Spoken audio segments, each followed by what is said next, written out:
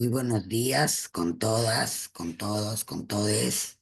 Un placer tenerles esta mañana en una nueva sesión de coyuntura que organiza Desco todos los martes.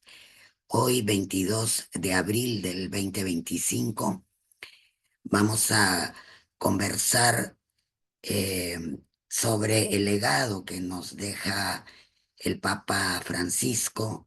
Como ya todos sabemos, ayer falleció el Papa Francisco y hemos considerado que era muy relevante poder conversar sobre lo que nos deja, los cambios que él propuso para la Iglesia en estos años en que fue papa. Ha sido nuestro primer papa latinoamericano, además de una figura bastante sencilla, informal, y que propuso eh, no sé si recentrar o recordar el rol de la iglesia. Abordó temas que han sido muy difíciles en la trayectoria de la iglesia sacar a la luz, ¿no? Como la pederastia o pronunciarse sobre las diversidades sexuales, además de hablar mucho sobre la pobreza, de sacar la iglesia de Roma o de Europa hacia otras regiones. Y se visualizan ahora algunos temores también, ¿no? Incertidumbre sobre si la iglesia va a continuar con este legado, con estos cambios, con esta ruta que marcó Francisco, o si vamos a tener algunos retrocesos que ya también se manifiestan, ¿no? Entonces, la verdad es que lo decidimos ayer en la mañana. Consultamos con Pilar, quien nos recomendó invitar a León Lúcar, a quien agradecemos sobremanera, León, por haber aceptado estar esta mañana con nosotros, sobre todo por el poco tiempo de convocatoria y de todas maneras siempre hay que preparar, ¿no? Entonces, doblemente agradecidas y agradecidos contigo. León Lucar Ova es licenciado en Ciencia Política por la Pontificia Universidad Católica del Perú. Tiene un diploma en estudios de teología por la misma universidad y es miembro del equipo de reflexión política del Instituto Bartolomé de las Casas. Entonces, León, te dejo en el uso de la palabra por unos 30, 40 minutos para que nos comentes tu mirada sobre Francisco y su legado. Gracias. Gracias, Molvina, y gracias también por la invitación a Desco. Bien, voy a presentar ahora un PPT que ahorita lo voy a proyectar. Bien, esta presentación la he titulado La iglesia que deja Francisco, un balance y también cuáles son los retos, ¿no? Pendientes.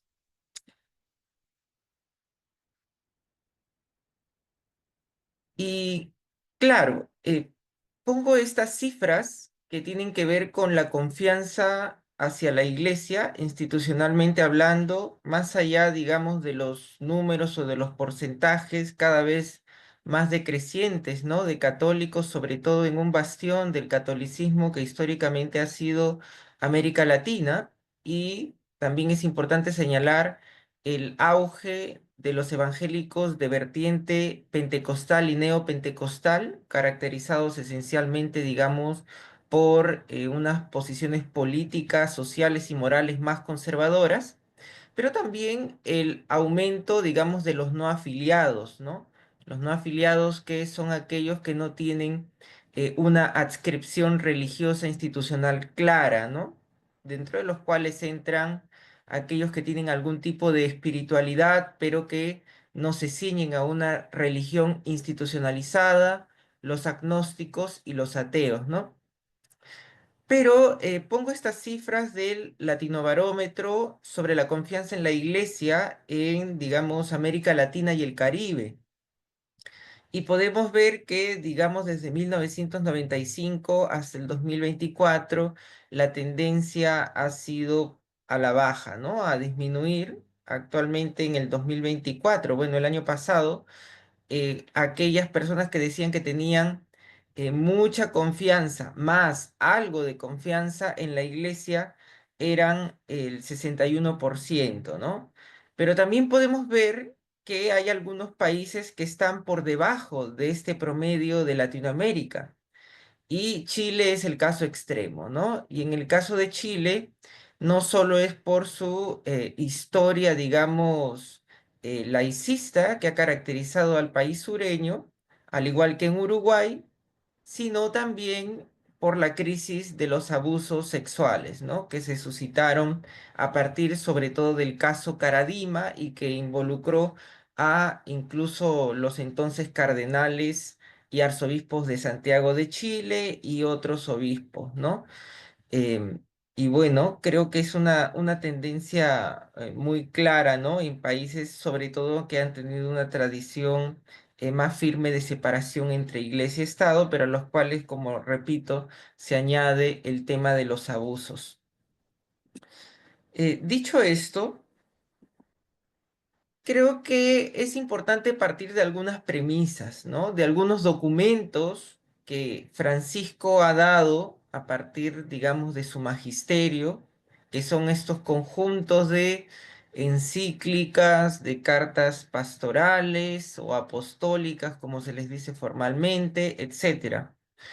Y yo creo que son tres documentos, al menos los que han marcado todo lo que vemos en su estilo, todo lo que vemos en las agendas que se han levantado, en los endoses que ha dado a grupos organizados, a comunidades cristianas de base, que han estado, digamos, ya en un compromiso previo, sobre todo de la opción por los pobres en América Latina y el Caribe, pero también después, como voy a presentar, se han levantado algunos temas, digamos, que revisten de urgencia y de actualidad, ¿no? Y el año 2013, que fue el año en que Francisco fue elegido papa, publicó el, digamos, el documento, esta exhortación apostólica Evangelii Gaudium, ¿no? Que quiere decir la alegría del Evangelio, y en la cual hace, si bien un análisis bien concienzudo de cuál es la situación de la iglesia, digamos, una iglesia clerical, una iglesia esclerótica, una iglesia cerrada, una iglesia, digamos, autorreferencial. Frente a esto, propone una iglesia en salida misionera hacia las periferias geográficas, sí, pero también las periferias existenciales, y es por eso que se han tocado temas, digamos, muy controvertidos para la moral católica, que es esencialmente conservadora, ¿no? Digamos, para la sociedad secular, pero también ha apostado para que la iglesia se vea en un proceso de conversión, ¿no? Un proceso de conversión de mentalidades, pero también de estructuras. Y creo que esto empata muy bien con la tradición latinoamericana, ¿no? La recepción del Concilio Vaticano II con la Conferencia de Medellín en 1968, Puebla en el 79, pero sabemos que luego, durante el largo pontificado de Juan Pablo II, todo esto, digamos, se apagó, ¿no? Y ahí, por ejemplo, el cardenal colombiano López Trujillo tuvo un rol muy esencial en apagar, digamos, las voces de la teología y la liberación. Pero en la conferencia de Aparecida, en el 2007, en Brasil, el entonces arzobispo de Buenos Aires, cardenal Jorge Mario Bergoglio, tuvo un rol muy importante en la elaboración del documento final. Y en el documento final de Aparecida se retoma algo que la conferencia de Santo Domingo, que fue en el año 1992, había dejado, y que es el famoso método del ver, juzgar, actuar, ¿no? Revisión de hechos de vida, se empieza por ver la realidad, cómo es que estamos, cómo está la sociedad, la iglesia, luego se juzga a la luz del Evangelio y finalmente se dan algunas líneas de actuación, ¿no? Y por eso es que menciono que Evangelii Gaudium empata con esta visión muy latinoamericana, y por eso es que creo que es muy importante también rescatar que lo que hizo Francisco en su pontificado fue proyectar una imagen de iglesia forjada en América Latina a nivel global, ¿no? En segundo lugar, creo que otra encíclica que ha marcado fuertemente este papado ha sido Laudato Si, ¿no? Laudato Si, que empata muy bien también con lo que Francisco asume como parte de su pontificado, que es este mensaje, esta espiritualidad y esta figura de Francisco de Asís, ¿no? Quizá uno de los santos más cercanos a esta imagen de Cristo que tiene la Iglesia, ¿no? En estos 2000 años de existencia. Y por eso es que apuesta por el cuidado y la defensa de la casa común, ¿no? En un contexto, como sabemos, de crisis climática global, ¿no? Y frente a esto, él elaboró esta imagen de que no estamos frente simplemente a una crisis ecológica de tinte verde, ¿no? Es decir, apostemos por lo mismo, reciclar, reusar, políticas ambientales exclusivamente, sino que subrayó que en realidad para abordar cualquier tema de crisis ecológica, tenemos que fijarnos que se trata de una sola y compleja crisis socioambiental. Entonces, esto sirvió para que frente a estas perspectivas o críticas que consideraban a una encíclica verde o una especie de greenwashing, en realidad lo que se trata es de introducir la perspectiva de la doctrina social de la Iglesia o del pensamiento social cristiano en medio de esta crisis ecológica que pone en serio peligro a la especie humana, ¿no? Y evidentemente a todas las demás especies. Y en tercer lugar, en el 2020, bueno, Laudato Si, mencionar 2015, este año se cumplen 10 años de publicada, en mayo, y en 2020, en medio de la pandemia de COVID-19, y todos sabemos cuáles fueron las consecuencias, ¿no? De esta pandemia, Francisco publicó Fratelli Tutti, también, digamos, enfocándose en el otro rasgo de la espiritualidad franciscana, que es la fraternidad humana, ¿no? Pero es la fraternidad humana no en cualquier situación, ni tampoco únicamente de modo interpersonal, sino le da un sentido más social, más comunitario, ¿no?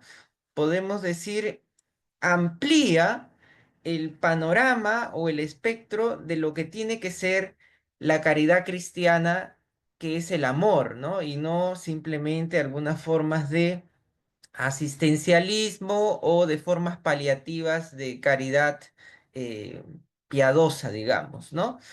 Y por eso es que recupera una frase ya que había sido pronunciada por Pío XI a la Acción Católica allá por los años 20 del siglo pasado, y que es que la política es la forma más alta de la caridad cristiana. ¿Por qué? Porque busca el bien común, ¿no? Incluso a veces a costa del interés individual, ¿no? Entonces creo que estas son algunas claves que van a permitir comprender lo siguiente. Señalo aquí de manera muy sucinta algunas huellas que ha dejado este papado, ¿no? Y por lo cual quizá es muy reconocido, digamos, a nivel del espectro mediático, como lo estamos viendo estos días en las redes sociales, en la televisión, en las portadas de los diarios, donde a Francisco se le llama desde el Papa de los pobres, el Papa de todos, el Papa de la misericordia, el Papa de la gente, el Papa del pueblo, ¿no? Em, y entonces, en primer lugar, está esta promoción e impulso de la sinodalidad contra el clericalismo, ¿no? Sinodalidad es una palabra, es un término de origen griego que quiere decir caminar juntos, ¿no? De sin, con, jodos, camino, ¿no? El caminar juntos y que plantea romper con esta estructura clericalista, verticalista, jerárquica, en la cual el ministro ordenado, en términos muy simples, el sacerdote, desde que es el presbítero, que digamos es el sacerdote común, por decirlo de algún modo, hasta los obispos y el propio modo en que se ejerce el papado, ¿no?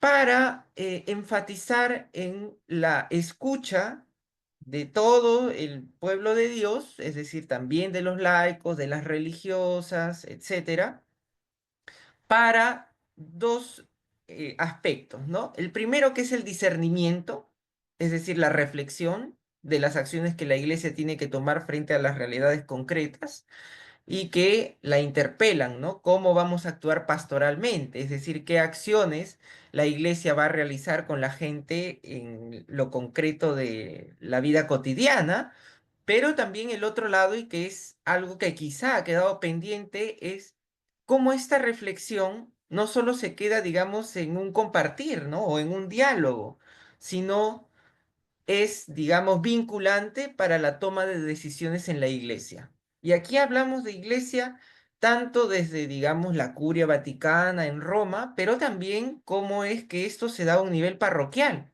y que, digamos, la experiencia concreta y cotidiana nos dice que se da de un modo clerical, ¿no? Entonces, por eso es que se habla de una estructura clericalista frente a la cual, digamos, esta perspectiva o este estilo sinodal plantea, digamos, hacerle un frente, ¿no? Y por eso es que el Papa ha realizado varios sínodos, ¿no? Que los sínodos históricamente han sido solo conformados por obispos. Pero, como les recuerdo a ustedes, en el 2021 Francisco convocó a un sínodo sobre la sinodalidad y que tuvo una experiencia, digamos, de consulta a nivel de las bases, desde las parroquias, luego las diócesis, luego a nivel nacional, luego a nivel continental y finalmente tuvo una primera sesión en octubre del 2023 en Roma y finalmente hubo una segunda sesión porque Francisco lo prolongó un año para que haya un proceso más de retroalimentación, de reflexión del documento. Y en octubre del año pasado, 2024, se emitió el documento final del sínodo, ¿no? Que por primera vez el Papa no da un documento después de este documento final elaborado por el sínodo, que también por primera vez tuvo la participación no solo de obispos, sino también de laicos, mujeres, de religiosos, religiosas, etcétera, ¿no? Sino que dijo que el propio documento que habían producido esta asamblea del sínodo era ya parte del magisterio de la iglesia, por lo que él no iba a agregar una palabra más, ¿no?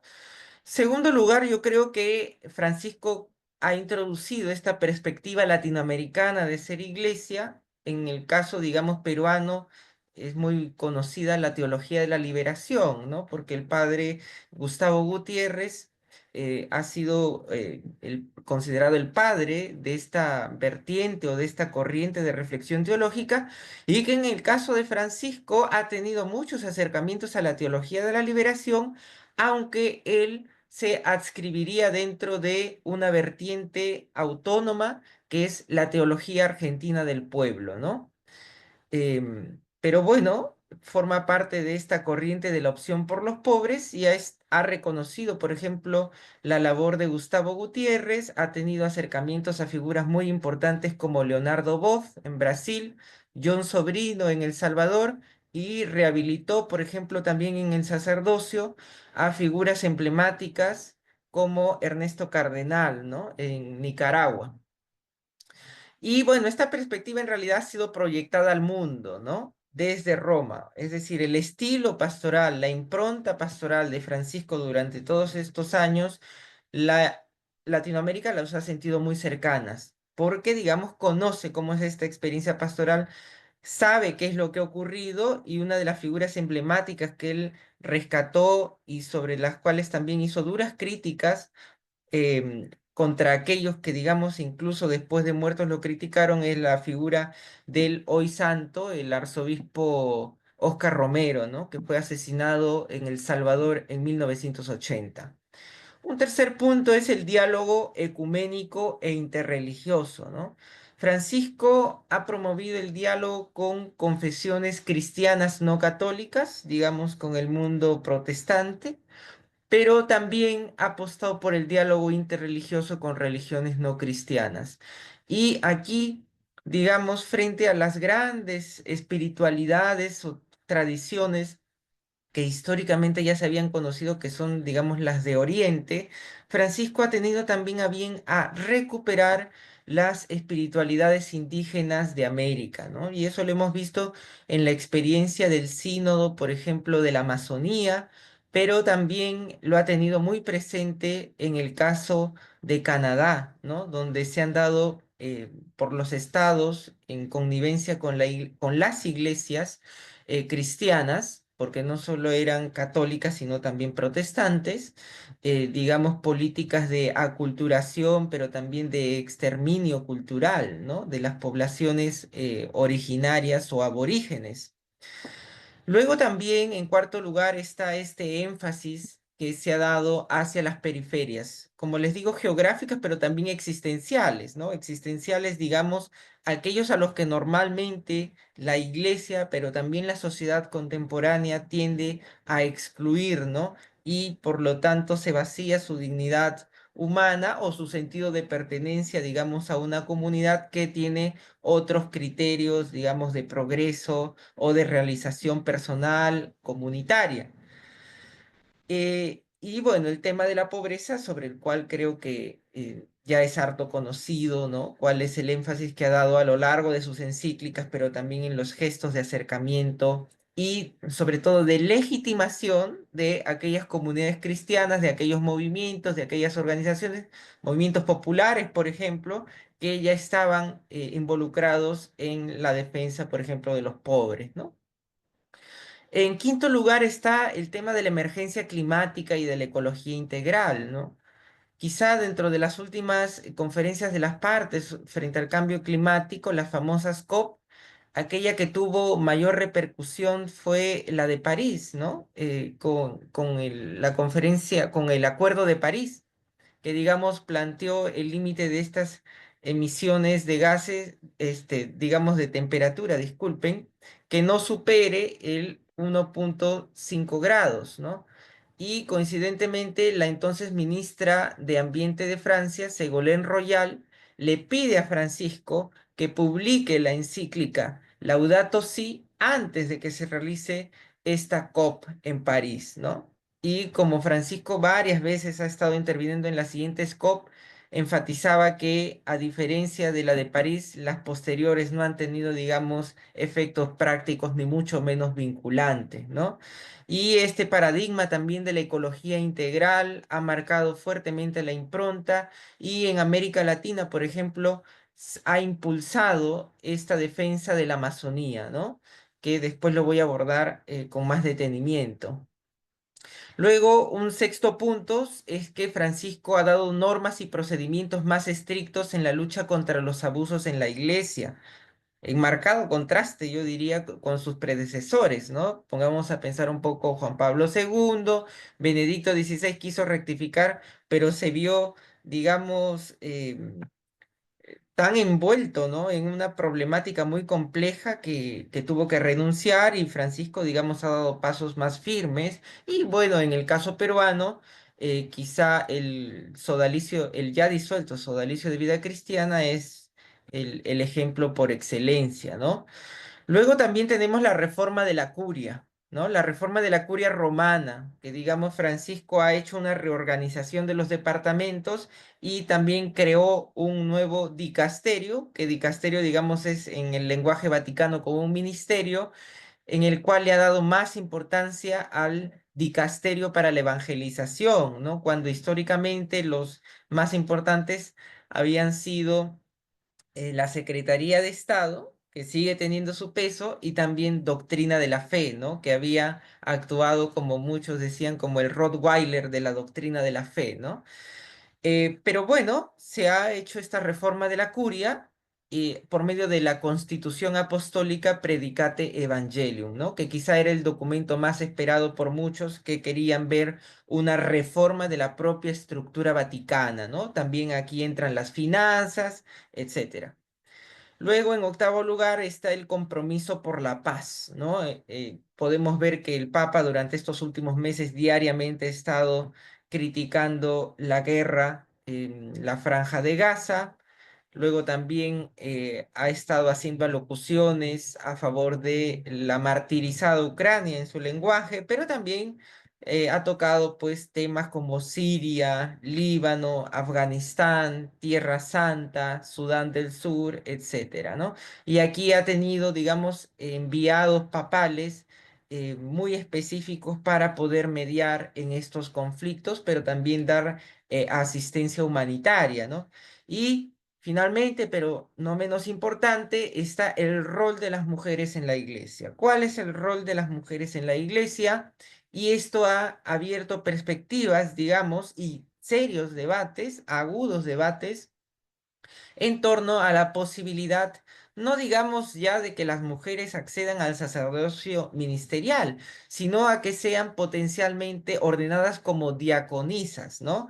Es decir, que no, a ver, aquí voy a entrar un poco en lenguaje eclesial, ¿no? Que no sean presbíteros, que son los curas, los párrocos que conocemos, sino que sean de un orden menor, ¿no? Que es el diaconado y que en realidad el diaconado no tiene que ser visto en realidad, dice Francisco, como un orden menor, ¿no? Sino como una peculiaridad auténtica de un ministerio, es decir, de un servicio a la iglesia, ¿no? Que no implica mayor menor, sino una función muy concreta como la que puede ser el servicio en la caridad a la comunidad, caridad en un sentido amplio, hacer bautizos, matrimonios, entre otras acciones sacramentales, ¿no? Y también la acogida pastoral a las personas LGBT y a los divorciados casados, bueno, en segundas nupcias, ¿no? Y que esto desató la furia del sector reaccionario y ultraconservador, ¿no? Y de hecho, en la acogida de la pastoral a personas LGBT, se emitió por doctrina de la fe fiducia supplicans para la bendición de uniones de parejas, digamos, LGBT o de las diversidades sexuales, y en el caso de los divorciados en segundas nupcias para que puedan eh, comulgar, ¿no? Y aquí Francisco llamaba a un discernimiento de los pastores, de los obispos sobre todo. Pero bueno, esto desató muchas críticas abiertas contra el Papa que nunca se habían visto. Ahora, quisiera yo aterrizar un poco cómo esto se ve en el Perú, ¿no? En el Perú, bueno, actualmente ya no hay 49 porque justo la semana pasada nombraron a un nuevo obispo. Hay 50 obispos de 46 jurisdicciones eclesiásticas que son entre diócesis, prelaturas y vicariatos, ¿no? Diócesis están principalmente costa la sierra, las prelaturas en la sierra y los vicariatos apostólicos que son zonas de misión en la selva. Y quizá podemos ver cuál ha sido el estilo y los nombramientos también que ha tenido Francisco cuando vemos que frente al cardenal y arzobispo emérito de Lima por casi 20 años, Juan Luis Cipriani, que fue nombrado por Juan Pablo II en el 2001 como cardenal, Francisco nombró dos cardenales o los creó, que son Pedro Barreto, jesuita en el 2018, que en ese entonces era arzobispo de Huancayo, y Carlos Castillo, arzobispo de Lima, ¿no? Que fue justo en el último consistorio del Papa, creado cardenal en diciembre del 2024, ¿no? Y bueno, conocemos, creo, hartamente los perfiles de los tres, pero da una idea de cuál es el estilo pastoral que busca Francisco y sobre todo a dónde apuntan sus nombramientos cardenalicios que son de mucha importancia, sobre todo en un contexto de futuro cónclave papal, ¿no? Bueno, la Conferencia Episcopal Peruana en general ha tenido durante los últimos años una postura eh, moderada, entre comillas, pero también con caídas, tropiezos, ¿no? En los cuales parece haberse alejado de la perspectiva de Francisco. Su actual presidente, bueno, es Carlos García Camader, obispo de Lurín, y los vicepresidentes son Jorge Izaguirre de Chosica y Luis Barrera del Callao, ¿no? Entonces, digamos, la Conferencia Episcopal Peruana en este momento está como en un balance, digamos, de posturas entre moderadas y más eh, tradicionalistas o conservadoras, digamos, y otras perspectivas que apuestan a una perspectiva de más apertura en el sentido de Francisco, ¿no? Y para que se den un poco cuenta de cuál ha sido el cambio en la composición del episcopado peruano, que quizá no se da desde el largo papado de 26 años de Juan Pablo II, y sabemos que los nombramientos episcopales realizados durante esos 26 años afectaron profundamente esta línea de la opción por los pobres. Actualmente, de los 50 obispos, 10 de los que siguen fueron nombrados por Juan Pablo II, es decir, 20% de los obispos del Perú. Solo 5 que fueron nombrados por Benedicto XVI, que son el 10%, y en el caso de Francisco, bueno, con este último obispo de Chuquibambilla, vendrían a ser 35, y por lo tanto en porcentaje vendría a ser un 70% de obispos del Perú que han sido nombrados por Francisco, ¿no? Bueno, ahora, ¿cómo está la opción por los pobres, ¿no? En la corriente, en el Perú, me enfoco sobre todo. La iglesia en la Amazonía peruana creo que es la principal huella, la principal imagen que nos queda de este papado, ¿no? La promoción de una pastoral de conjunto, es decir, que no cada obispo ni cada vicariato trabaje por su cuenta, sino como son zonas tan extensas y son realidades tan complejas las que tienen que abordar en la Amazonía, es importante hacer una pastoral de conjunto de los 8 vicariatos apostólicos de la Amazonía peruana. Un trabajo en redes con el CAP, ¿no? Que es el Centro Amazónico de Antropología y Aplicación Práctica, con la REPAM, que es la Red Eclesial Panamazónica, que está en los 9 países con territorio amazónico, pero también con la CEAMA, que es la Conferencia Eclesial de la Amazonía, que a diferencia de lo que nosotros conocemos que existen conferencias episcopales nacionales, es decir, solo obispos, es la primera experiencia con el respaldo de Francisco en el cual se creó una conferencia eclesial, es decir, que en su conformación no solo están obispos, sino también están laicos, religiosas, curas, toda la iglesia, ¿no? Y en general son obispos muy comprometidos con la ecología integral y los pueblos indígenas. De hecho, Francisco nombró a 7 de los 8 obispos de la Amazonía, ¿no? Y al único que dejó, que es al obispo de San Ramón, es porque largamente ha estado comprometido con la pastoral indígena. Luego también hemos visto que en el eje, bueno, yo lo llamo eje de la diócesis de Chulucanas, el vicariato de Jaén y la diócesis de Chachapoyas, los obispos, los agentes pastorales, incluso los sacerdotes, han estado apoyando las movilizaciones sociales de las rondas campesinas en Ayabaca, Piura, en Jaén y San Ignacio, en Cajamarca, contra la minería en sus territorios, ¿no?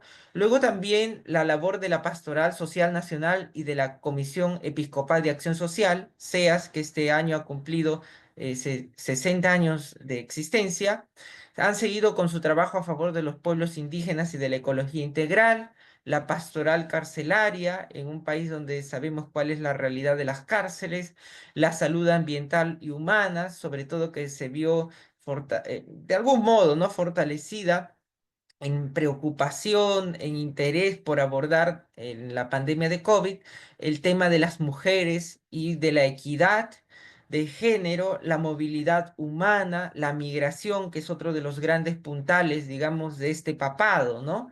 Y la promoción de escuelas de formación, y también es importante rescatar el importante trabajo de la Conferencia de Religiosas y Religiosos del Perú, ¿no? La CONFER, que reúne, digamos, a todas las congregaciones religiosas, órdenes, etcétera, ¿no? Bueno, no a todas, pero sí a un buen número que trabaja en la línea de la opción por los pobres y que tiene, bueno, el trabajo de la Comisión Teológica, de los Derechos Humanos, Justicia, Paz e Integridad de la Creación y la Red Causa, y que es una vida consagrada por una sociedad sin trata, ¿no? Y sabemos que el Papa Francisco ha llamado a la trata como una de las expresiones contemporáneas de la esclavitud. Entonces vemos que en realidad la opción por los pobres, digamos, se ha empapado de este mensaje de Francisco, y Francisco ha sido un factor, yo creo, determinante para que este sector se robustezca durante esta última década, ¿no? Sin lugar a dudas.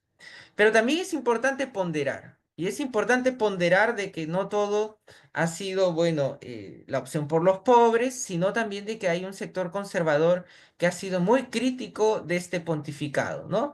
Y con sector conservador me refiero esencialmente a que tienen una visión pastoral conservadora en la que hacen mucho énfasis no tanto en la agenda de justicia social, sino en una agenda más moral, pero moral, la justicia social también tiene un énfasis moral, ¿no? Pero aquí es más una moral intimista, ¿no? Un tema más de moral sexual. Y bueno, el Opus Dei en el Perú en sus años, digamos, mejores, llegó a tener incluso hasta 12 obispos, ¿no? Actualmente hay 4 obispos que son o del Opus Dei o adscritos a la Sociedad Sacerdotal de la Santa Cruz, ¿no? Y es importante también decir que el Opus Dei ha perdido bastantes privilegios, ¿no? Que habían sido dados por Juan Pablo II, nombrando al Opus Dei como la única prelatura personal, ¿no? Y que su superior era un obispo. Y actualmente Francisco ha hecho una reforma de la estructura del Opus Dei y ya no es prelatura personal, sino es una, digamos, asociación de clérigos al cual pueden pertenecer laicos, ¿no? Y ya no pertenece al dicasterio o ministerio de los obispos, sino al dicasterio del clero, ¿no? Y bueno, esto ha marcado mucho la impronta. Y bueno, tenemos el caso Cipriani, ¿no? Sobre el cual creo que también es harto conocido, digamos, denuncia por abuso sexual.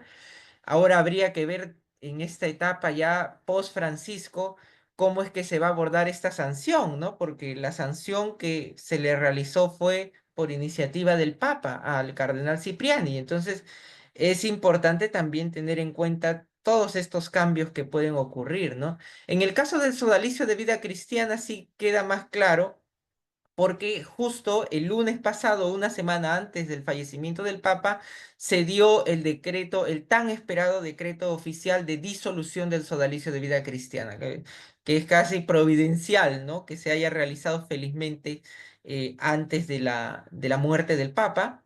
Y en la cual evidentemente hay temas no solo de abusos de diversos tipos, sino también de negocios turbios, de tráfico de tierras. Pongamos a pensar en las comunidades campesinas de Catacaos, y la misión vaticana Scicluna Bertomeu, que también fue sumamente necesaria para culminar con la expulsión de 15 miembros de la cúpula del sodalicio, entre ellos el fundador Luis Fernando Figari, pero también digamos, la mente o el maquinador económico, que es el cura Jaime Bertel, y también del arzobispo emérito de Piura, José Antonio Gurek, ¿no?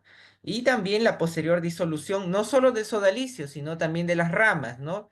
Que son en las monjas, las fraternas, las siervas del plan de Dios, son 2 congregaciones, y también el movimiento, digamos, de laicos, ¿no? Que es el movimiento de vida cristiana.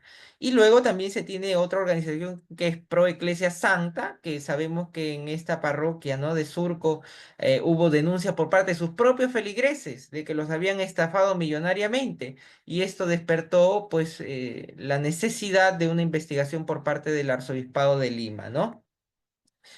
Luego también es importante enmarcar, ¿no? Digamos, estas batallas culturales que se dan en oposición vía abierta a campañas mediáticas, influencias políticas contra la ideología de género. Aquí encontramos el tema de la diversidad sexual, la unión civil, la crítica al feminismo, pero también de lo que actualmente se llama la cultura woke o el wokeismo, ¿no? Que digamos es como la reencarnación de la ideología de género, pero en un espectro más amplio, para hacer una lucha ideológica y acérrima contra contra aquellos sectores que promueven más la concientización social y la reivindicación de minorías.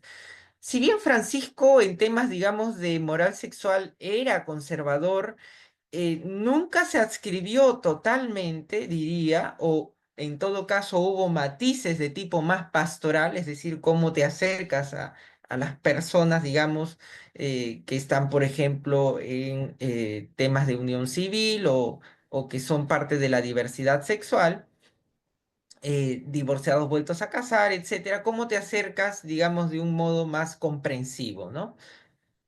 Pero aquí, bueno, es otra realidad porque es una batalla cultural y evidentemente esto tiene vínculos políticos, ¿no? Que en el caso peruano la figura es Rafael López Aliaga y bueno, un sector de congresistas de derecha. Pongo aquí Renovación Popular, pero sabemos que este espectro en las bancadas parlamentarias y en los partidos políticos o entre comillas partidos políticos es un espectro mucho más amplio. Y bueno, que tiene operadores políticos como Juliana Cachia, que bueno, ayer ha hecho un tuit, ¿no? Diciendo que el Papa la respaldó cuando es totalmente falso, ¿no? Porque ella ha estado vinculada al sodalicio. Entonces hay que tener también mucho cuidado con estas reinterpretaciones, ¿no? De endoses del difunto Papa. Luciano Reboredo, que tiene el portal La Abeja, que sabemos que es crítico no solo de Francisco, sino también de todos los obispos nombrados por él, y Lucas Gersi con Ilat Media, ¿no? Que de un inicial enfoque de liberalismo económico ha transmutado a la batalla cultural y al conservadurismo, ¿no?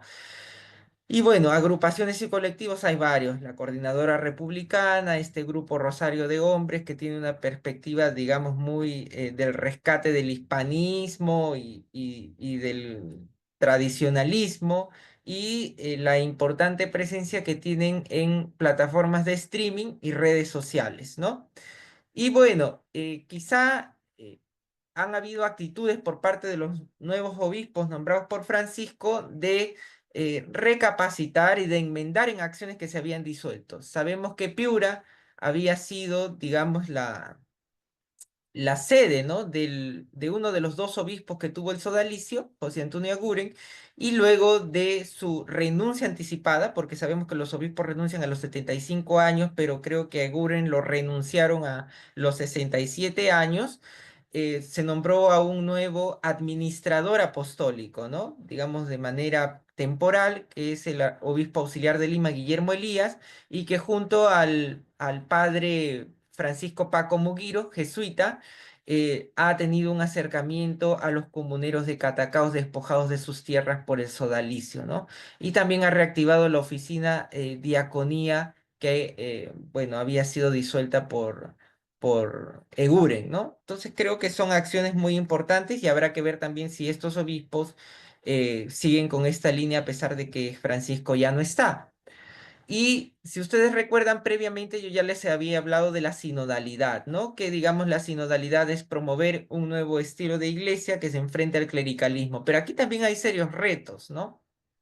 Y les pongo solo el caso peruano. El caso peruano, en la etapa de consulta, que tenía que ser una consulta desde las bases para que luego informes llegaran a Roma, en realidad hubo una poca participación visible y evidente por parte de las bases diversos factores, ¿no? Desconocimiento, mucha gente no sabe qué es la sinodalidad, no sabe qué es un sínodo, la falta de convocatoria por parte de sus propias diócesis o también por parte de sus propias parroquias, desinterés de párrocos y obispos porque creen que únicamente la función de la parroquia es, digamos, ser, con el perdón de la palabra para los creyentes, pero es, digamos, ser como una dispensadora de sacramentos y nada más, y no constituirse, digamos, como un eje dinámico comunitario o una comunidad de comunidades, ¿no? Digamos, en salida, que es lo que Francisco promovió, y también un clero poco o nada comprometido. Pongamos a pensar en la formación del clero, ¿no? Digamos que es casi nula o casi deficiente y que no, pues tiene un compromiso por todas estas agendas y porque creen que esto convierte a la iglesia en una ONG, lo cual es totalmente falso porque sabemos que esto está en el centro de la predicación de Jesús mismo, ¿no? Bueno, luego también en este documento de síntesis sinodal nacional para la primera sesión del sínodo, es decir, el aporte peruano para la reunión en Roma, tuvo un contenido positivo en la línea de la opción por los pobres y también en la línea de Francisco, pero tuvo poca o nula difusión pública. Para que ustedes vean, yo para conseguir este documento de síntesis sinodal nacional, lo encontré en el blog de una persona que generosamente lo subió, ¿no? Porque no estaba en la página, por ejemplo, que yo creo que correspondería de la Conferencia Episcopal Peruana, ¿no? O siquiera una difusión vía redes sociales. No. Y para la segunda sesión del sínodo, porque la primera fue en octubre del 23 y Francisco dijo, no, un año más para la reflexión, para la segunda, yo hasta el momento creo que no hubo un documento peruano porque no he encontrado, digamos, fuentes que contrasten esta afirmación. Y si es que hubo un documento peruano de modo de retroalimentación, al menos no está público, ¿no? Y aquí yo pongo esta pregunta: ¿qué hacer para que la sinodalidad sea el estilo de ser y obrar de la iglesia? Porque eso es sinodalidad, ¿no? No es solo un proyecto del Papa Francisco, no es Francisco ya murió, todo esto se olvida, sino como siempre se ha advertido, es un estilo de ser y obrar de la iglesia. Es decir, así es como la iglesia tiene que ser. Y para esto se necesitan ingentes tareas y creo que aquí están los retos, ¿no? Y las dificultades. Formación, reflexión, difusión, incidencia pública, transversalizar la sinodalidad en todos los ámbitos y niveles, ¿no? Y aquí vienen, digamos, los serios retos que enfrenta la iglesia si es que realmente quiere renovarse, ¿no? Entonces, ¿qué queda de la iglesia de Francisco? Pongo algunos puntos, ¿no? Reforma de la iglesia en salida. Francisco, casi providencialmente, yo no sé cómo va a ser esto su sucesor, planteó, digamos, que este legado del sínodo no se quede circunscrito a su pontificado, sino que ha dicho que el sínodo que se realizó en el 2024 o del 2021 al 2024 tiene que ser acompañado para que en el 2028 se realice una asamblea eclesial, es decir, ya no solo de obispos, sino de toda la iglesia, laicos, religiosos, sacerdotes, obispos, papa incluido, o sea, lo ha comprometido prácticamente a su sucesor, a que tiene que acompañar este sínodo hasta el 2028, ¿no? Entonces creo que ahí tuvo una visión muy aguda, ¿no? Y creo que es algo que su sucesor, de lo cual su sucesor no va a poder zafarse tan fácilmente. También ha propuesto los grandes temas, que es economía de Francisco junto a los movimientos populares, ecología integral, Laudato Si y la buena política Fratelli Tutti. Deja una iglesia en la Amazonía más comprometida y fortalecida. O sea, basta pensar cuando nos ponemos a pensar cuál es la expresión de la iglesia por los pobres, cuál es la expresión, digamos, de esta iglesia de Francisco en el Perú, lo primero que se nos viene a la mente es la iglesia en la Amazonía, ¿no? Luego también ha dejado una fuerte huella en la transparencia y la rendición de cuentas frente a los casos de abuso en la iglesia. El caso Sodalicio, cuyas primeras denuncias por José Enrique Cardó vienen del año 2020, de abusos que se habían cometido pues mucho antes, ¿no? En la década de los 80. Y esta política de tolerancia cero, y cuando salieron los casos de Chile en enero del 2018, donde Francisco tenía primero una postura reacia e incluso de defensa, ¿no? De algunos obispos que habían sido encubridores, luego se acercó a las víctimas, Juan Carlos Cruz, ¿no? Entre otros, y recapacitó y enmendó con creces, creo, porque después de su viaje también a Irlanda, donde la crisis de los abusos es grande, convocó a una cumbre con todos los presidentes de las conferencias episcopales del mundo para abordar este tema, ¿no? Y ha emitido decretos al respecto. Luego también creo que uno de los principales escollos que tiene la Iglesia eh, es el síndrome de lo que yo he llamado, bueno, no sé si existe, pero yo lo he llamado el síndrome del hermano mayor del hijo pródigo, ¿no? Recordemos esta parábola del hijo pródigo, que cuando llega el padre le hace fiesta, le da la bienvenida, lo acoge, pero el hermano mayor tiene la actitud reacia que dice, oye, yo siempre he estado contigo, podríamos decir, yo siempre he estado en la iglesia, ¿no? He cumplido los mandamientos, he cumplido con la moral, etcétera, etcétera, y siente cólera, siente envidia, porque los incluyen, ¿no? Y creo que esto es algo que se ve en los sectores conservadores y tradicionalistas, ¿no? Que frente a tanta apertura, frente a tanta corrección también contra acciones que ellos han realizado, sienten que la iglesia está en crisis, ¿no? Y incluso han dicho, bueno, que Francisco no es papa y todas esas cosas, ¿no? Pero lo curioso es que frente a este síndrome del hermano mayor del hijo pródigo, ha tenido esta simpatía de sectores eclesiales que han estado durante las últimas décadas y por múltiples razones alejados de la iglesia, no creyentes de otras religiones, diversidades sexuales, movimientos populares, pueblos indígenas, etcétera, ¿no? Entonces creo que Francisco ha abierto ventanas en la iglesia, no sé si puertas, pero quizá ventanas, pero muy a pesar de los que estaban quizá ya dentro de la iglesia, ¿no? Dentro de la casa. finalmente, ya para ir terminando porque ya son las 9:03.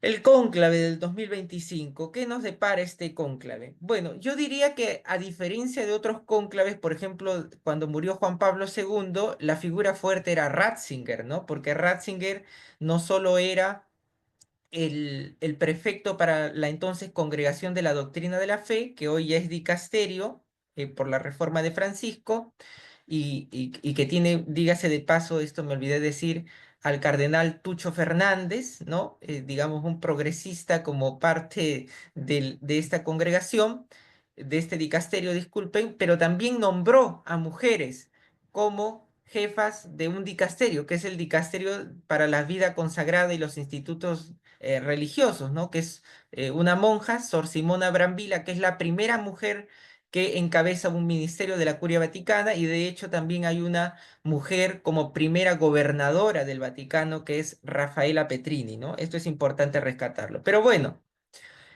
a diferencia del cónclave, por ejemplo, del 2005, Benedicto Ratzinger, posterior Benedicto XVI, era la figura fuerte, ¿no? Y esto también se ha dado en otras coyunturas. Por ejemplo, después de la muerte de Pablo VI, Juan Pablo I, que fue efímero de 33 días, era la figura fuerte.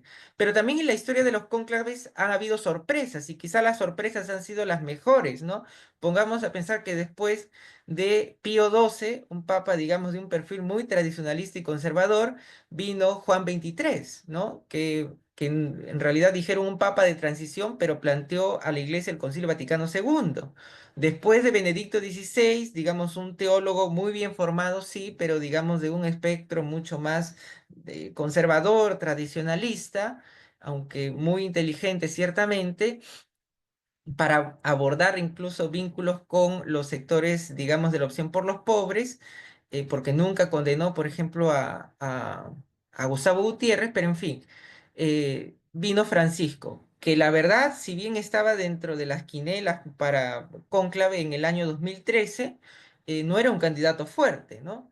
Entonces aquí pongo algunas cifras, porque la verdad Francisco ha diversificado tanto el colegio cardenalicio y los futuros electores, que si bien muchos portales, digamos, plantean figuras que sí son importantes y que tienen algún poder en la curia romana, yo creo que, al menos yo, no apostaría por un nombre fuerte, ¿no? O sea, no estamos, creo, en condiciones. Pero bueno.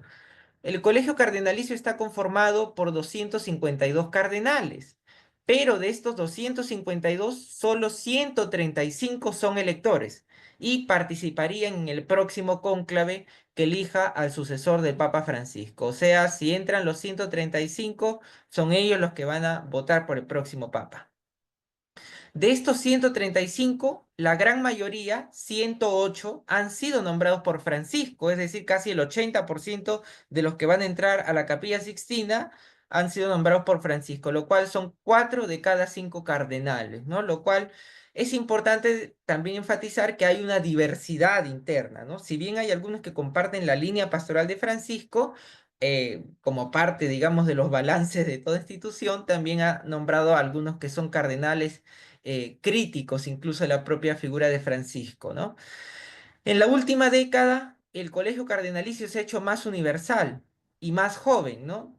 94 países están representados y la edad media de los electores es de 69 años, ¿no?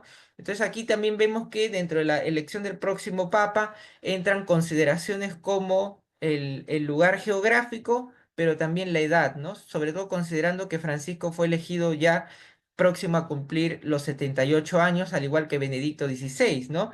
En cambio, Juan Pablo II fue elegido de 58 años y eso le dio pues 26 años de pontificado. Entonces quizá se opte por una edad un poco más joven, ¿no? Que los últimos dos papas.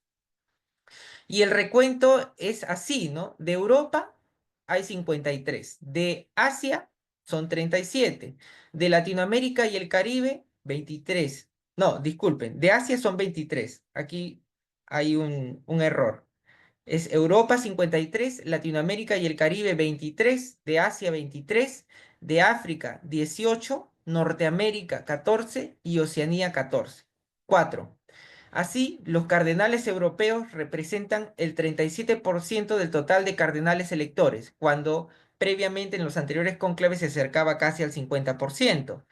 Y el 21% proceden de América Latina, el 19% de Asia-Pacífico y el 11,8% del África subsahariana. Ahora, finalmente, ustedes se preguntarán cómo podemos, digamos, ver algún perfil de un eventual papa, ¿no? No pongo, digamos, nombres ni imágenes porque hay varios portales web, ¿no? Plataformas que ya están sacando una lista y ustedes verán que cada lista tiene nombres distintos, etcétera. Yo creo que no, a ver, en primer lugar, no esperemos un papa como Francisco. Yo creo que ha sido una experiencia inédita. Creo que se apostará por una figura más moderada, que intente, digamos, conciliar polos divergentes, ¿no? Que son, digamos, entre los que han apoyado ardientemente a Francisco y los que lo han criticado ferozmente, ¿no? Y sabemos que en la iglesia existe mucho este discurso, esta noción de la comunión, ¿no? Veremos en nombre de la comunión qué se hace, ¿no? O qué se deshace, pero digamos, una postura mucho más moderada, también en edad mucho más joven. Quizá se pueda volver a Europa, no, no creo que se apueste hacia un latinoamericano, pero también se abren nuevas perspectivas por un eventual africano o asiático, ¿no? Pero quizá esto lo dejamos más para la conversación. Bueno, esa ha sido mi presentación. Muchas gracias. Muchísimas gracias, León. Realmente completísima la información sobre todo lo que ha sido, digamos, la gestión del Papa Francisco, lo que se nos viene, los retos. Realmente muchísimas gracias. Y ahora Gracias. vamos a dejar el uso de la palabra a quienes deseen comentar o hacer alguna consulta sobre lo que nos acaba de compartir León. Tenemos a Raquel Gago. Raquel, adelante, gracias. Quería felicitar, ¿no? La presentación muy completa, muy ilustrativa y de verdad lo que hace es ratificar un poco lo que hemos venido trabajando con los miembros de la confesión católica, porque en el Consejo Interreligioso participamos casi todas las confesiones de presencia activa en el país. Entonces, ya como más o menos te hemos explicado, el Consejo Interreligioso legalmente viene funcionando desde el año 2012 con personería jurídica, pero ya se ha ido madurando este proyecto como 15 años atrás, ¿no? Desde al finales de 1990. Entonces es un caminar juntos, conocernos y ha sido siempre impactante el desarrollo de la Iglesia Católica, ¿no? De cómo ha ido pasando a una etapa muy transparente. Se ha ido abriendo en espacios de protección, por ejemplo, al medio ambiente, que en Consejo Interreligioso trabajamos a través de la Iniciativa Interreligiosa para la Protección de Bosques Tropicales en espacios. Y también, entre paréntesis, quería recordar que la Confer hace un excelente trabajo, la conferencia de las congregaciones católicas, y también trabajamos juntos, son parte del Consejo Interreligioso. Entonces, me da mucho gusto escuchar, ¿no? Y el Instituto Bartolomé de las Casas, siempre estamos también ocupando sus espacios para reuniones de la Red Interconfesional de Mujeres de Fe. Entonces, es una oportunidad para poder agradecer, ¿no? La, a la apertura de la Iglesia Católica y cómo estamos caminando juntos, porque la que habla pertenece a la Iglesia Evangélica, a una federación de iglesias independientes y, como mencionó al comienzo, neopentecostales, que es UNICEF, ¿no? La Unión de Iglesias Cristianas Evangélicas del Perú. Entonces, cómo es que dentro de nuestra misma organización también tenemos algunos líderes, pastores muy conservadores que quizá están muy cómodos con algunos congresistas eh, conservadores, ultraconservadores que están representados en el Congreso, pero también hay otras líneas, ¿no? De pensamiento y de fe. Bueno, eso era todo. Saludar y agradecer por la invitación, Molvino. Gracias. Gracias Raquel, gracias por estar acá. Vamos con Armando, tengo tres pedidos de palabra más, Armando, Alejandro Díez y Yolanda. Adelante Armando. Sí, gracias Molvina y gracias a León por una muy interesante presentación, muy didáctica, especialmente para aquellos de nosotros que la verdad es que más allá de ver la película con clave y leer algunas noticias, no tenemos mucho conocimiento de los asuntos eclesiásticos. Tres puntos. Solamente quería tener tu reiteración, ¿no? De que para el cónclave que viene, ¿no? Lo que se ha señalado de que la gran mayoría, ¿no? De los integrantes habrían sido nombrados por Francisco, ¿no? Las dos terceras partes, si eso de alguna manera garantiza de que vamos a tener al menos un nuevo papa que, si no sería, digamos, del ala más progresista, al menos sería un ala del ala central, es decir, un papa, digamos, que busque atender a todos los sectores y que, bueno, el riesgo mayor de un péndulo en donde nos movamos a un Juan Pablo segundo con mentalidad de guerra fría, digamos que no podría darse salvo una gran sorpresa. Ese es un primer punto.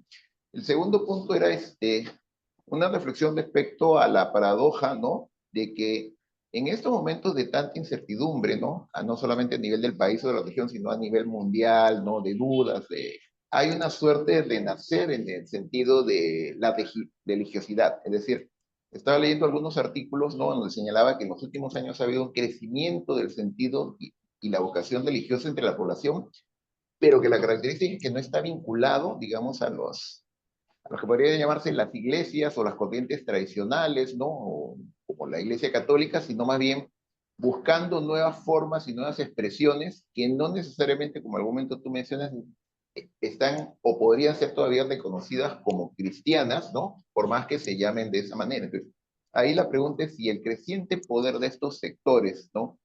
Que se escriben cristianos, pero que en algunos aspectos son bastante criticables, ¿no? Sus aproximaciones, ¿qué representa en términos de desafío para la Iglesia Católica, especialmente considerando que estos sectores vienen con una mentalidad muy conservadora, ¿no? Muy retrógrada en algunos aspectos y que además tienen una vocación muy abierta y muy directa con el poder, como se ha visto en Estados Unidos, o en el caso de Brasil, en donde el fenómeno Bolsonaro no se puede explicar sin el apoyo que han recibido de estos sectores. Entonces, ¿cómo lidiar frente a estas situaciones? No es que la iglesia no haya hecho política, o sea, ciertamente la iglesia es una entidad muy, muy política, pero aquí estamos hablando de una corriente muy fuerte, ¿no? De vocación de poder. Y la tercera es, ¿cómo lidiar con los sectores que desde una perspectiva, ¿no? Y con una agenda legítima de progresismo, de representación, ¿no?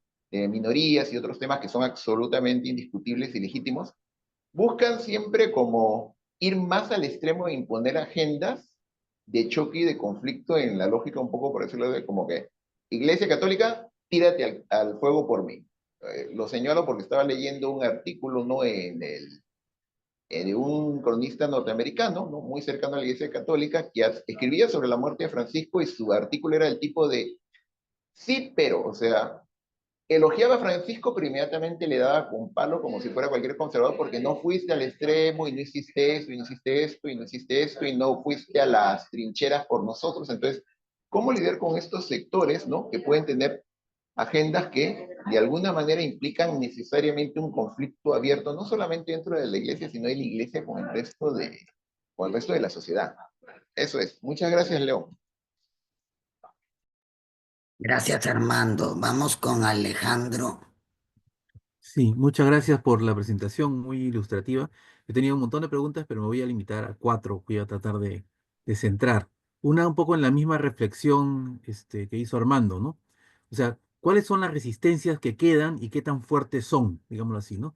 Tanto en lo que es, puede decir, el manejo del Vaticano. O sea, tú puedes decir, Francisco hizo muchas cosas, pero probablemente muchas otras cosas, bueno, no quiso hacerlas o no pudo hacerlas. Entonces, ¿cuál es la fuerza de resistencia que existe en el Vaticano, como se ve en esta lógica, vamos a pensar, un poco más conservadora, pero también, vamos a decir así, en temas sobre el Banco Vaticano y todos, incluso un poco corrupta, o sea, no es más allá de todos los espacios. Entonces, ¿qué tantas resistencias hay? Y la pregunta concreta es, ¿qué tan reversibles son las cosas que ha hecho Francisco? Por ejemplo, nombrar a una mujer en el dicasterio, todo este tipo de cosas. Muchas cosas son encíclicas, entonces la gente escucha, ¿no? Pero ¿cuáles son los lineamientos que quedan, vamos a decir así, más fuertemente anclados, ¿no?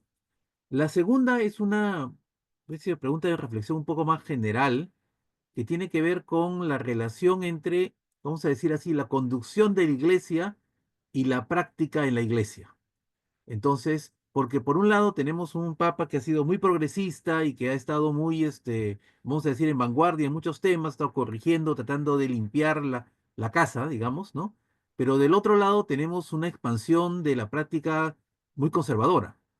O sea, digamos, la expansión no debe las iglesias llenas, ¿no? Pero las iglesias llenas no están llenas de militantes de la teología de la liberación, sino están llenas de católicos conservadores.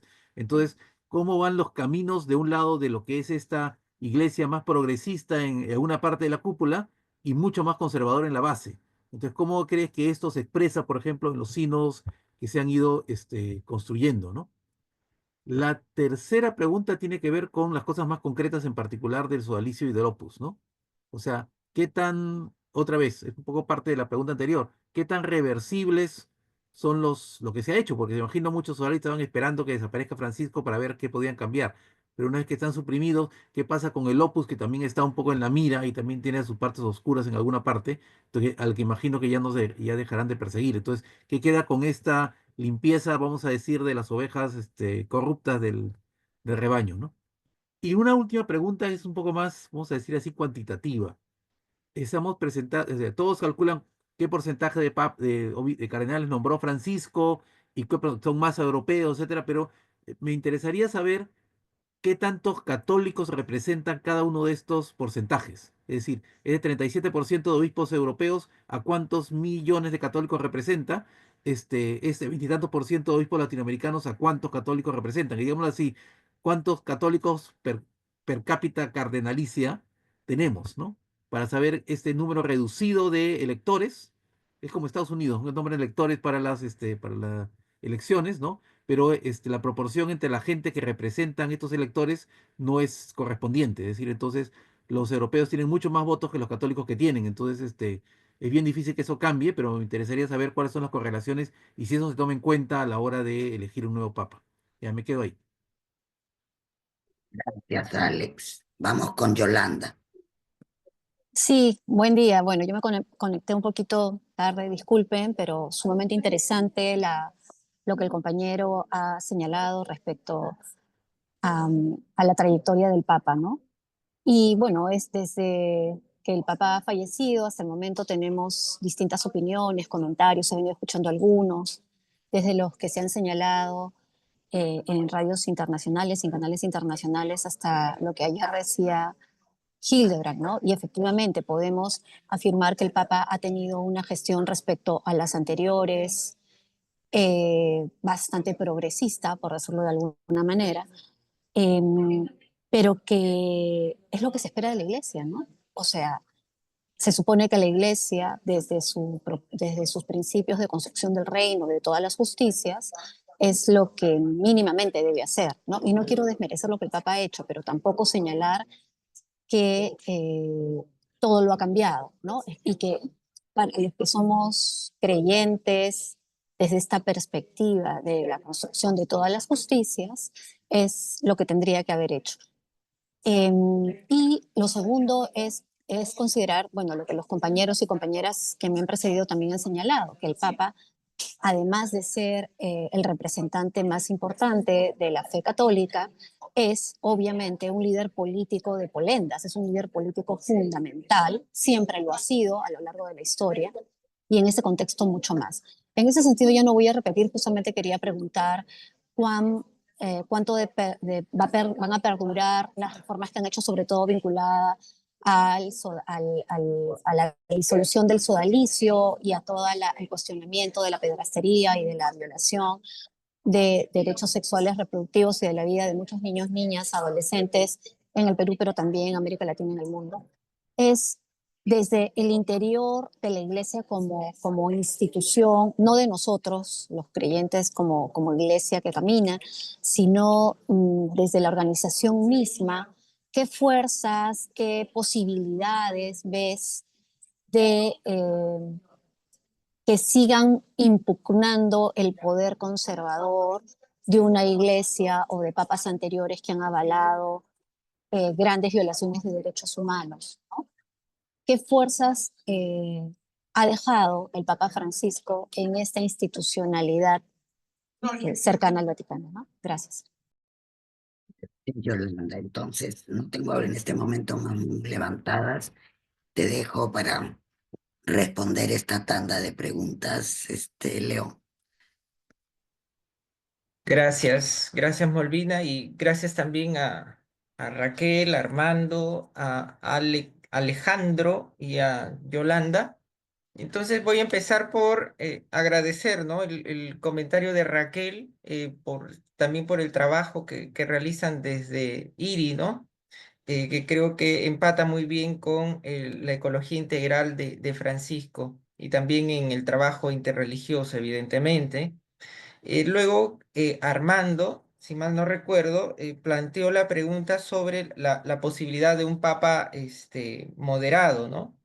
Y efectivamente, yo creo que hay un elemento importante y es la vara que ha dejado Francisco en cuál es la imagen que proyecta la iglesia hacia el exterior, ¿no? Digamos, ha ganado el afecto y también, digamos, la imagen pública proyectada hacia el exterior, pero ¿por qué yo digo que se va a optar por un perfil más moderado, más centrista?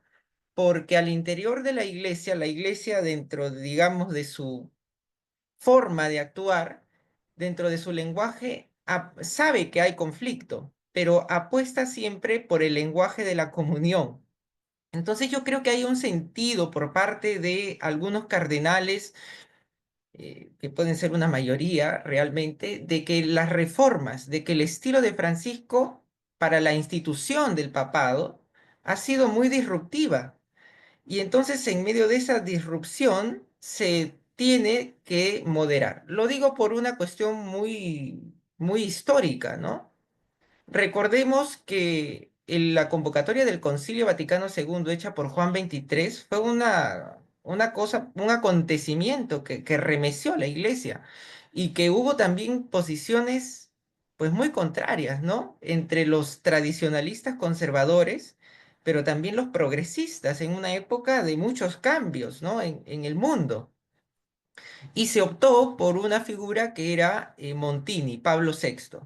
Pablo VI tuvo gestos muy vinculados, digamos, a lo que actualmente llamamos la Iglesia de los Pobres. Pongámonos a pensar en la encíclica Populorum Progressio, pero también tuvo otros documentos que no pueden ser vistos por los sectores progresistas, como puede ser la Humane Vitae, ¿no?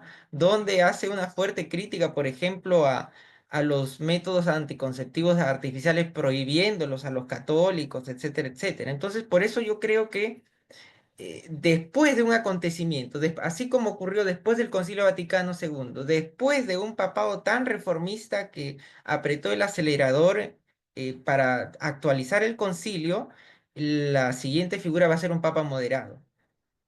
Los riesgos se corren, creo, si se pasan al lado contrario y optan por una figura mucho más conservadora o más tradicionalista, si es que ustedes lo quieren decir, porque el contraste sería muy abrupto y evidentemente también podría proseguir con esta tensión al interior de la iglesia. Ahora, sobre el tema de la religiosidad y del crecimiento, evidentemente hay nuevas formas y espiritualidades, pero estas formas o espiritualidades, enfocándome más en el espectro amplio de lo que es el cristianismo, yo creo que sí, o sea, hay un auge del neopentecostalismo, pero también dentro de la iglesia, pongamos a pensar que durante el papado de Juan Pablo II se promovieron estos nuevos movimientos, digamos, eclesiales o apostólicos que son los que hoy conocemos, ¿no?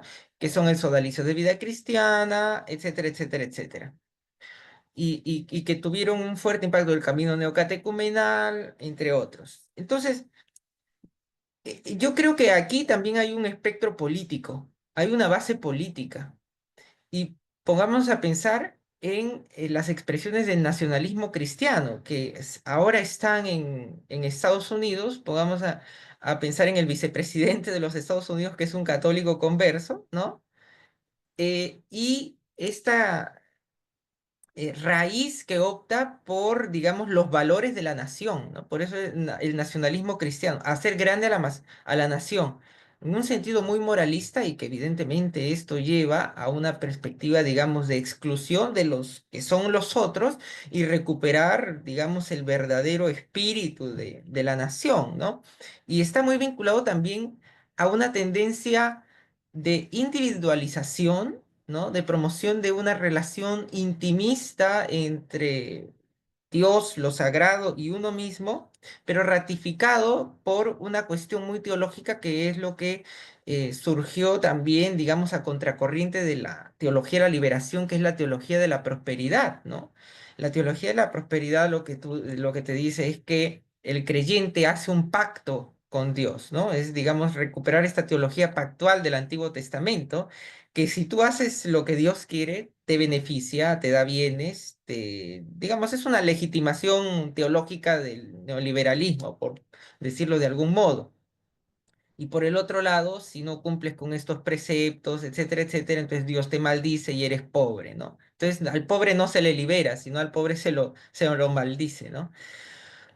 Y creo que esto es un peligro, pero esto también está, digamos, en algunos sectores católicos muy tradicionalistas, pero radicalizados, ¿no? Que ven también al Concilio Vaticano II como la peor desgracia que pudo pasar a la Iglesia, y creo que se da en un contexto en el cual, en este cambio de época, las personas, y esto también pasa en la religión, se quieren, digamos, asir, sujetar a una identidad que les dé alguna certeza en un mundo tan cambiante y tan difícil, digamos, de comprender, ¿no? Entonces yo creo que ese es otro tema muy importante, y que evidentemente eh, atenta, digamos, contra este legado de Francisco al nivel de las bases, de cómo se vive y experimenta la religiosidad.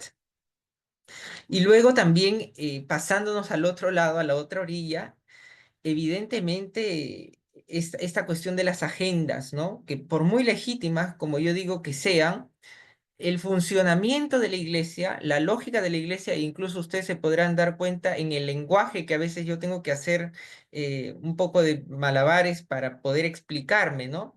¿Cuál es el significado del lenguaje eclesial? Cuando se defienden, por ejemplo, las diversidades sexuales, el tema de la ecología integral, etcétera, etcétera, habría que partir de que son agendas sumamente legítimas, pero que la estructura, la institucionalidad de la iglesia es muy compleja, y que dentro de la propia iglesia siempre hay que alejarnos de estas visiones monolíticas que le adscriben a toda la institución una sola característica, porque, digamos, es plural, diversa, aunque no haya una cultura del pluralismo, del diálogo, ¿no? O sea, no hay tanto un sentido democrático, pero sí hay una diversidad de actores, de agendas, de formas de creer, de pensar, y que no es algo reciente, sino que ha estado a lo largo de toda la historia de la iglesia, ¿no? Y claro, aquí viene la complejidad, ¿no? Porque, como bien Armando mencionaba, frente a esta dimensión conflictual, el discurso oficial siempre va a tender al consenso, a la unidad, ¿no? Entonces, ¿cómo haces para conciliar estas dos dimensiones? Creo que ese es un reto en realidad que queda pendiente con esto del sínodo, ¿no? Porque algunos han dicho que la sinodalidad es una forma de democratización de la iglesia, pero aquí ya voy haciendo el nexo para la pregunta de Alejandro, y es que, claro, puede ser toda esta convocatoria de la participación, etcétera, etcétera, pero pongamos a pensar, la institución del papado sigue siendo esencialmente una institución personalista y monárquica, ¿no? O sea, no sometes los decretos, las constituciones apostólicas, las reformas a un parlamento, ¿no? Los cardenales simplemente son un consejo asesor, o a lo mucho cuando consultan al sínodo es también un consejo asesor, pero quien toma las decisiones, y eso es precisamente creo lo que quería hacer el sínodo, es que en realidad este consejo de los obispos, de los cardenales, pero también de los laicos, pueda ser de algún modo u otro vinculante. Es decir, el pastor tiene que escuchar a su grey, sí, pero la tiene que escuchar no para después hacer otra cosa, sino para hacer lo que su propia comunidad, su propia iglesia le está diciendo, ¿no? Que es la necesidad sentida. Y ya pasando un poco a las preguntas de Alex, bueno, yo le he dicho a Alex porque Molvina le ha dicho, de Alejandro, en Resistencias en el Vaticano, ¿qué tan reversible? Y sí, ese es mi temor. Justo cuando preparaba esta presentación, esta propia institucionalidad muy monárquica, muy de hacer, por ejemplo, en el caso del Opus Dei, esta reforma del Opus Dei es un motu propio, ¿no? O sea, es un decreto por iniciativa propia del Papa para ajustar la organización del Opus Dei a la Constitución Apostólica Predicate Evangelium, que es la Constitución Apostólica, que digamos es un documento de más alto rango, un símil, digamos, de la constitución política para la iglesia. Y yo creo que ahora, lo bueno es que si bien hay muchos motus propios, en el caso de las constituciones apostólicas que han implicado reformas de la curia, yo sí creo que va a ser un poco más difícil de hacerlo o de revertirlo. Más específicamente, ¿por qué?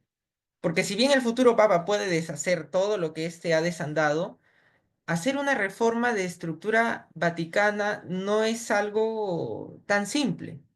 Tiene que haber alguna justificación detrás.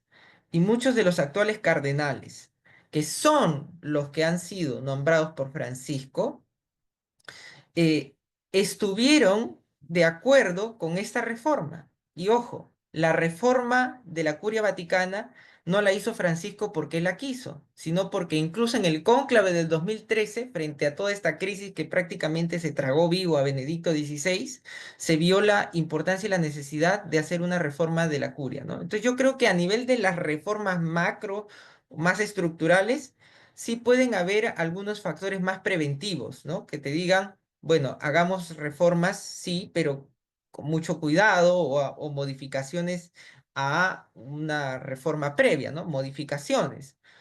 Pero lo que yo sí creo que puede peligrar un poco, y esto también lo conecto con el caso sodalicio, es que recordemos que en la historia, a veces, cuando se han disuelto algunas órdenes religiosas, pongamos a pensar en la Compañía de Jesús, eh, cuando se prácticamente disolvió, otros papas, pasados algunas décadas después, los volvieron, digamos, a rehabilitar, por así decirlo. Y los sodalites están convencidísimos, desde que ya sabían que los iban a disolver, de que iban a esperar al próximo papa, ¿no? Entonces yo creo que ahí sí hay que estar muy alertas, ¿no? Y preocupación por cuál va a ser el punto.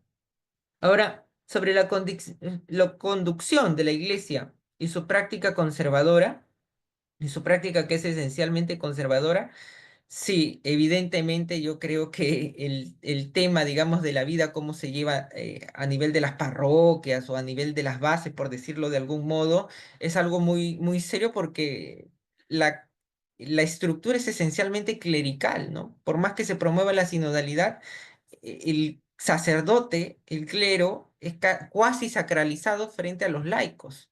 Entonces no hay una igual dignidad, por más que esto sea lo que diga la iglesia oficialmente. ¿Por qué? Porque se tiende a la sacralización del sacerdote, del clero, él es el guía, no escucha, hace las cosas como quiere, como cree que son mejores, ¿no? Y aquí viene el problema de la formación del clero, que es sumamente deficiente. Pueden haber laicos perfectamente formados teológicamente, pastoralmente, con experiencia concreta, religiosas, que tienen muchos mejores conocimientos, más tacto, pero el ministerio ordenado el sacerdocio sigue imprimiendo su fuerza, muy a pesar, creo, de lo que implica una vida eclesial, ¿no? Y sobre la representación, la proporción para esta correlación del cónclave, algo que ha hecho Francisco es cambiar un poco las reglas para el nombramiento de los cardenales, porque antiguamente, ¿cómo se nombraba un cardenal? Las grandes sedes de los grandes países católicos, ya, el obispo de esta sede o de esta diócesis, mejor dicho, es cardenal. Pero, por ejemplo, el patriarca de Venecia en Italia no es cardenal, cuando históricamente lo ha sido.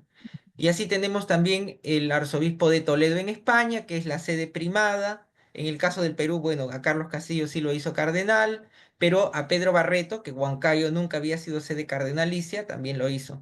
Y lo que ha hecho también es nombrar cardenales de países que tienen una población católica ínfima, que no es abundantemente representativa y que principalmente están en Asia, ¿no?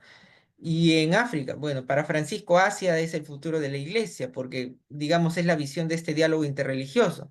Entonces yo creo que es importante resaltar, no entran de frente al cónclave a votar, sino que hay unas reuniones previas, que es como el precónclave o las llamadas congregaciones generales, donde todos los cardenales, que muchos de los actuales no se conocen entre sí, van a empezar a discutir sobre cuál debe ser el perfil y creo que el provenir de países que nunca habían tenido cardenales y que tienen otras experiencias de cómo se vive el catolicismo puede ayudar a ponderar las miradas. Y finalmente, en el caso de Yolanda, ¿cuáles son las fuerzas institucionales que quedan?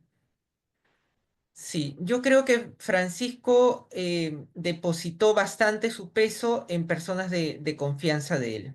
Y esto es lo que ha permitido, digamos, que las reformas que ha impulsado se pongan en marcha, ¿no? Tuvo, para poner ejemplos, el apoyo de un grupo selecto de cardenales, que es el llamado C9, el Consejo de los Nueve, que tenían una representación de cada continente y entonces eran personas afines a su mirada, ¿no? Y que han posibilitado que avance este camino de reformas. Pero también a nivel, digamos, de su círculo más cercano, creo que ha tenido un apoyo muy importante de su propia orden, de la Compañía de Jesús. Y de hecho ha nombrado a bastantes a jesuitas como cardenales, ¿no? Y que van a participar de este próximo cónclave. Entonces, yo creo que esas son las fuerzas institucionales que quedan.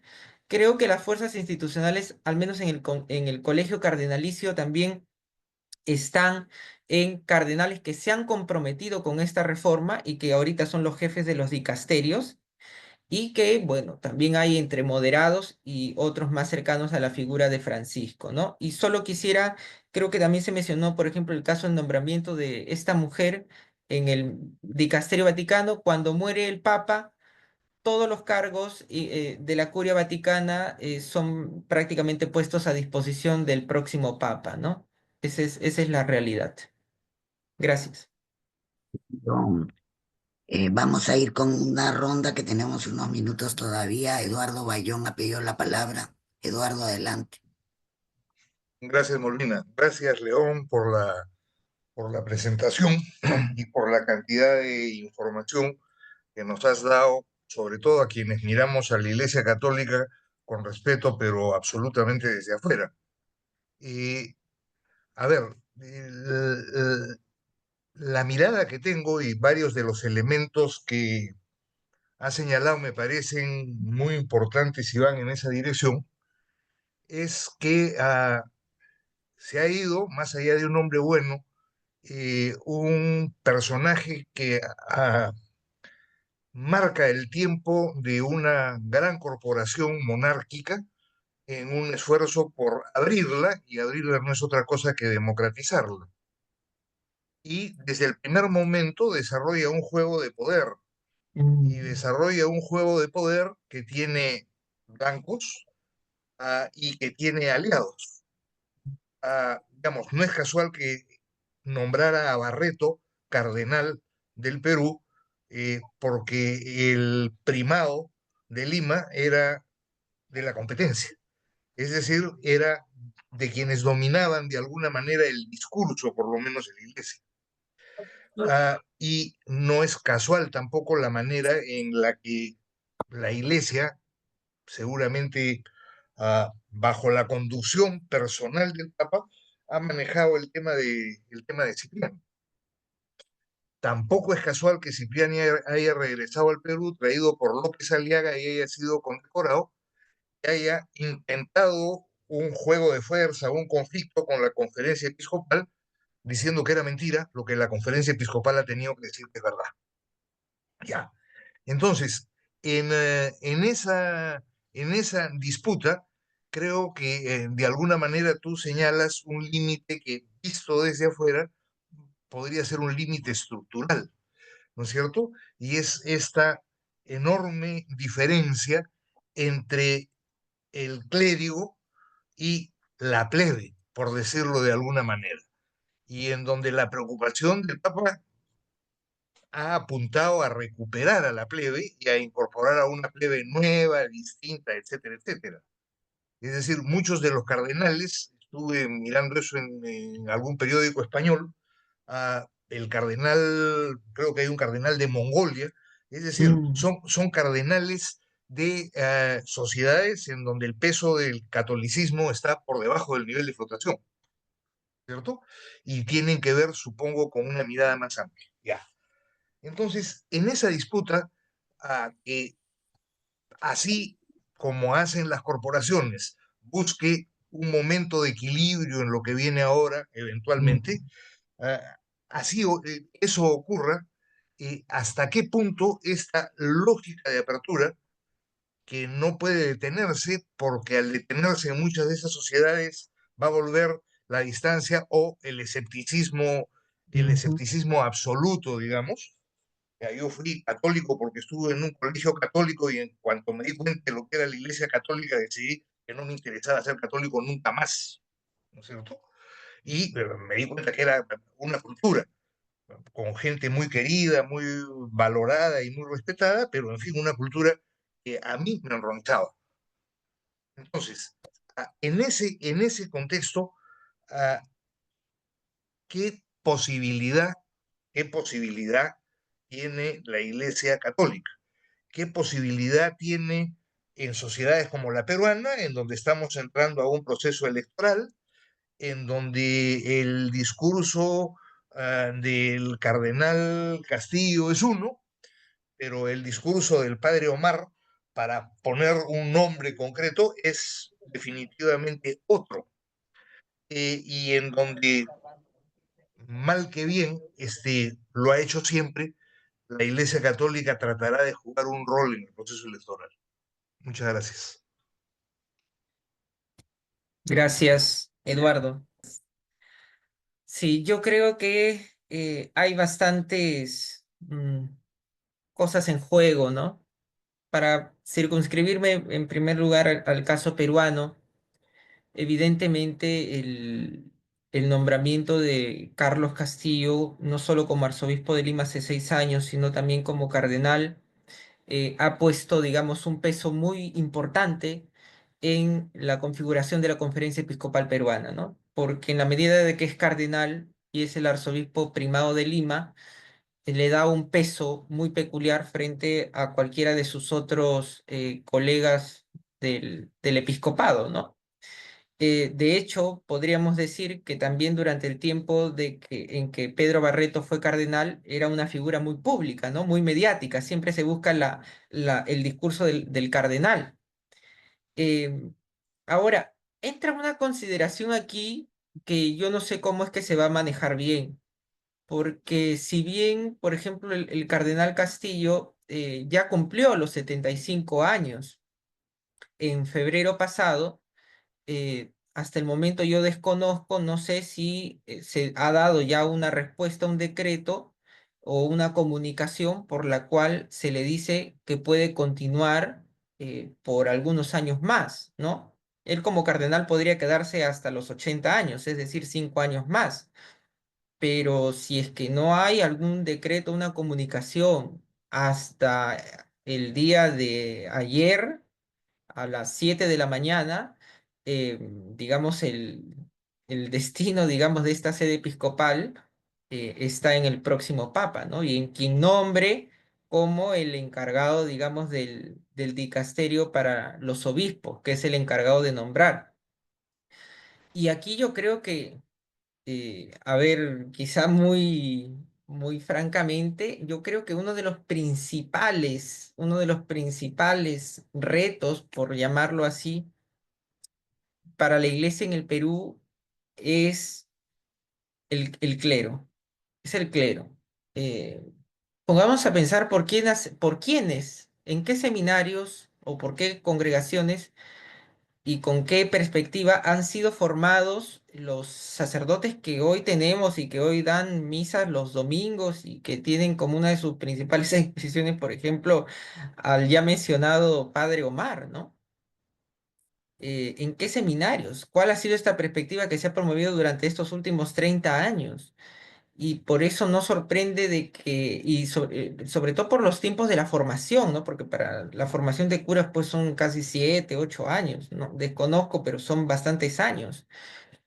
Y este proceso de formación es lo que después incide para que, a ver, para que un grupo de laicos que sí están afectos, digamos, a un sentido de catolicismo muy tradicional, podríamos decir muy siglo XX, preconciliar, donde no se hablan sobre temas controvertidos, sino que lo que prima es la cultura católica jerárquica, la cultura católica del acatamiento, de la piedad popular, de lo sacramental y nada más porque todo lo demás es del mundo, esta separación, ¿no? Iglesia-mundo, sobre lo cual ya la teología de la liberación ha hecho eh, bastantes avances, creo que todavía prima, ¿no? Entonces, hay creo que una cuestión cultural de cómo es que los católicos viven, piensan su fe, y que evidentemente no puede ser comparado a la cultura, digamos, católica forjada más en la teología de la liberación, ¿no? Que también, digamos, en cifras absolutas eh, no es una mayoría, ¿no? Entonces creo que esos son algunos condicionantes, pero también creo que a nivel del papado, lo positivo es que en otros países se han nombrado a bastantes obispos y también cardenales jóvenes. Y entonces esto asegura, por lo menos para estos obispos de la generación de Francisco, entre 15 a 25 años de episcopado. Entonces, con suerte, si es que viene un papa, digamos, mm, moderado, pero casi como pechando un poco lo que ha hecho Francisco, creo que estos obispos, o buena parte de los obispos nombrados por Francisco y que tienen, digamos, algunos años más, o muchos años más en algunos casos, de continuidad episcopal, pueden seguir con este planteamiento, ¿no? Y quizá para terminar con esta intervención de cara al proceso electoral, como casi en todas las elecciones, siempre los discursos desde la iglesia y sobre todo de los curas siempre permean, ¿no? Y yo creo que Carlos Castillo y algunas otras figuras, digamos, de tanto de sacerdotes como de obispos, pueden tener alguna visión sobre lo que deberían ser el objetivo de unas elecciones limpias, ¿no? O de unas elecciones donde se debatan las necesidades concretas y reales de la población. Pero van a existir otros obispos y sacerdotes también con la formación y del estilo que previamente ya he mencionado, que van a apostar nuevamente por una agenda moral, una agenda que tiene implicancias políticas muy claras, quiénes son los que van a respaldar esta agenda moral, y también va a surgir esta figura que sabemos que es totalmente desmentida por la Iglesia Católica del Partido Católico, ¿no? Entonces creo que hay que tener mucho cuidado en esto. Creo que también hay que tener mucho cuidado en quién se puede erigir como el candidato católico y también el otro gran cuco del Perú, que es el anticomunismo o el anticaviarismo, ¿no? como digamos una transmutación del anticomunismo. Entonces se va a atacar al otro y sabemos que en la iglesia se es mucho más indulgente con el capitalismo salvaje que, digamos, con el cuco del comunismo, ¿no? Siempre dicen, la doctrina social de la iglesia está al medio, pero hay que ver la crítica a quién se hace más y con quién se es más indulgente.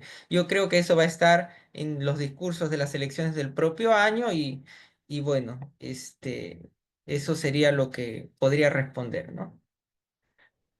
Gracias. Muchísimas gracias, León.